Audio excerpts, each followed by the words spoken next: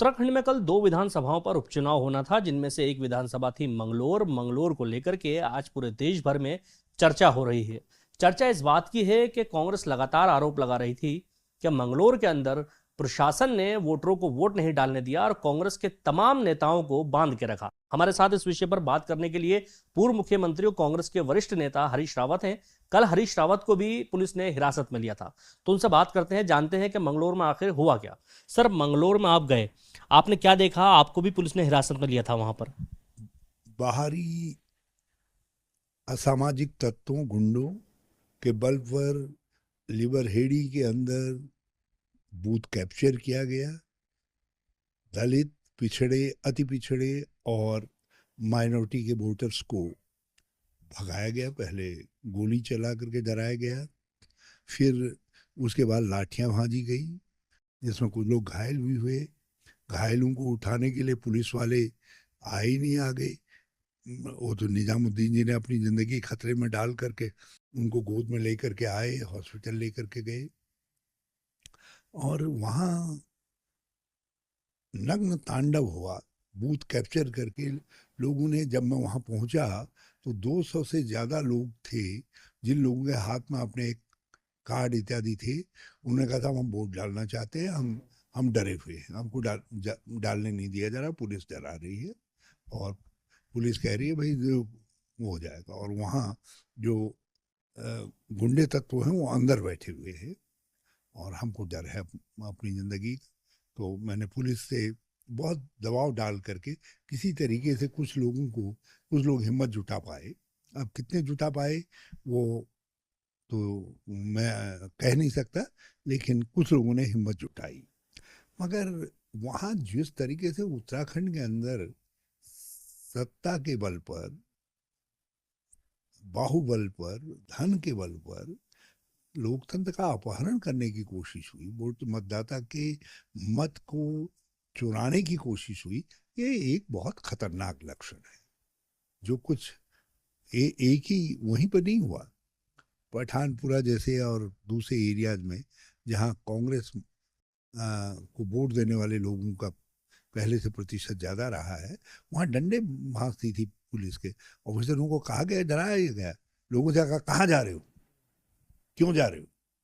हाँ? महिलाओं को यदि पुलिस वाला डांट दे, वो बेचारी आती थी वोट डालने के लिए, फिर अंदर घुस जाती थी। तो मतदान के प्रतिशत को गिराने की एक सुनियोजित साजिश के तहत काम हुआ। हमारे एजेंटों को चाहे भूलपुर जट हो या कहीं और हो, वहां अंदर से पकड़ करके बाहर ले आई पुलिस। अच्छा, पुलिस लाएगी डराना कि भाई कांग्रेस के एजेंट कैसे बन गए, कि दिखाओ तुम्हारा क्रिमिनल हिस्ट्री है, तुम्हारी क्या हिस्ट्री है। अरे भाई एजेंट है, तुम आज ही तुमको ये सब कुछ दिखाई दे रहा है।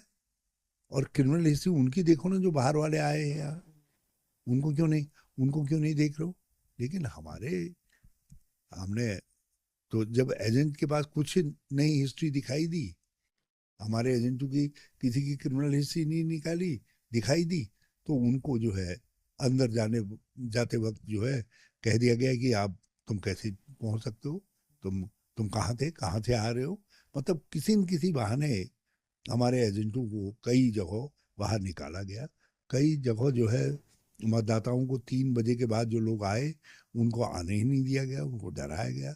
वो एक सुनियोजित षड्यंत्र के तहत पुलिस का दुरुपयोग करके ये लोकतंत्र का और मतदाता के अधिकार का अपहरण किया गया है मंगलौर के अंदर। मैं मंगलौर की जनता को उनके साहस के लिए, उनके हिम्मत के लिए प्रणाम करता हूँ। फिर भी लोग निकले और लोगों ने वोट डाले और मुझे पूरा विश्वास है कि हम चुनाव जीतने जा रहे हैं। लेकिन ये हमारी जीत का सवाल नहीं है।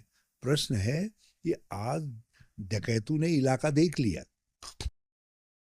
आज मंगलुरु में हुआ है, कल ये बद्रीनाथ में होगा, परसों ये रानीखेत में होगा, परसों ये खटीमा में होगा, कहीं और होगा।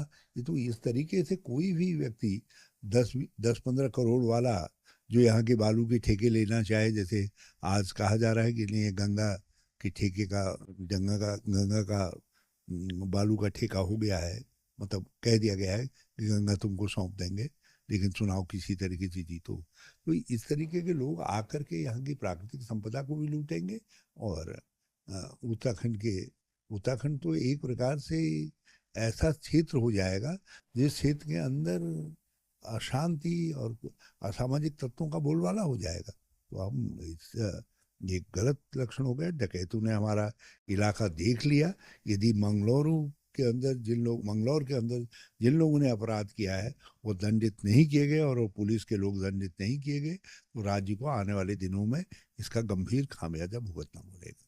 इस सब को लेकर के क्या आप चुनाव आयोग या फिर न्यायालय का रुख करने वाले हैं? कांग्रेस चुनाव आयोग में गई है, कांग्रेस ने कहा है, प्रदेश कांग्रेस गई है, और मेरी समझ से कुछ और तथ्य इकट्ठा करके भी हो सकता जाए। सर, कुछ जगहों पर री इलेक्शन की मांग की जा रही है आपके लोगों के द्वारा कि कुछ बूथों पर री इलेक्शन कराया जाए। लिबरहेड़ी में कहा है हमारे लोगों ने, कम से कम एक डिटेन तो हो और फिर पुलिस अपनी देखरेख में वहाँ वोट पड़वाए। लेकिन ये ऐसा करेंगे नहीं, क्योंकि इसमें तो सत्ता के इशारे पर पुलिस कर रही, नहीं तो पुलिस क्यों करेगी। और मुझे बड़ा अफसोस है कि पुलिस ने कोई मनोबल नहीं दिखाया और वो पार्ट बन गए, पुलिस हिस्सा बन गई इस लूट का, जो है इस लूट का। और मुझे इस बात का भी बड़ा गहरा दुख है कि चुनाव आयोग कहीं दिखाई नहीं दिया। मुझे मंगलुरु में तो चुनाव आयोग बिल्कुल गायब था। चलिए, हमारे साथ बात करने के लिए पूर्व मुख्यमंत्री और कांग्रेस के वरिष्ठ नेता हरीश रावत थे, जिन्होंने सरकार से लेकर प्रशासन तक पर गंभीर आरोप लगाए हैं। साथ ही कांग्रेस कुछ बूथ्स पर री इलेक्शन की मांग कर रही है, क्योंकि कुछ बूथों पर जिस तरह से हिंसा हुई, कुछ लोगों का आरोप है कि उनको वोट नहीं डालने दिया गया। इसको लेकर के कांग्रेस ने मांग की है चुनाव आयोग से कि कुछ बूथ्स पर जो है री इलेक्शन कराया जाए। फिलहाल चुनाव आयोग के पाले में गेंद है, अब देखना यह होगा चुनाव आयोग इस पूरे विषय पर क्या निर्णय लेता है।